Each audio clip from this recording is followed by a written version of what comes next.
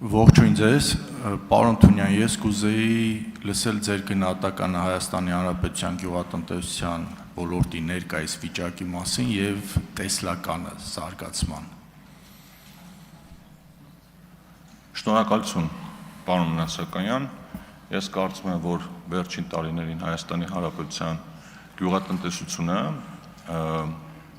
էական զարգացում է ապրել, որտեղ այդտեղ ունենք բազմաթիվ ծրագրեր եւ մեր գյուղատնտեսության ոլորտի գլխավոր խնդիրը, ոչ թե ոլորտի, այլ այդ մասին խոսելու գլխավոր խնդիրը գիտեք որն է, որ մենք իրականում գյուղատնտեսության մասին շատ քիչ բան գիտենք, որտեղ գյուղատնտեսական վիճակագրությունը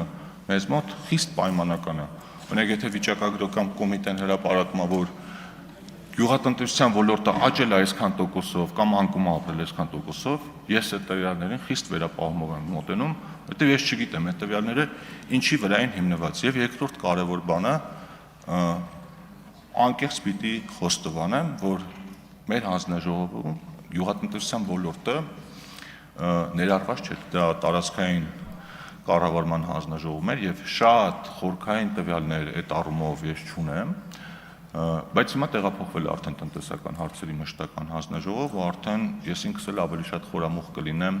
այդ ոլորտի արտադրանքի նկատմամբ։ Բայց տեսնում եմ, որ հենց նոր որ կարդում եի թե Հայաստանից որտեղ ինչ է արտադրվել,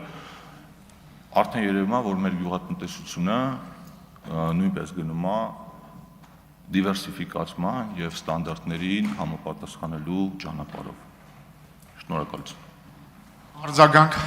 Պարոն Թունյան, ես այդ թեմայով ելույթով կանրադառնամ ու ընդհանուր վիճակը կներկայացնեմ եւ երկրորդ այն հարցը, ինչ որ դուք տվեցիք պարոն Կարապետյանին, ես ելույթով ես խնդրում եմ ես անդրադառնամ, որովհետեւ դուք տեսեք ժամանակի քրոնիկան ուրիշ մեր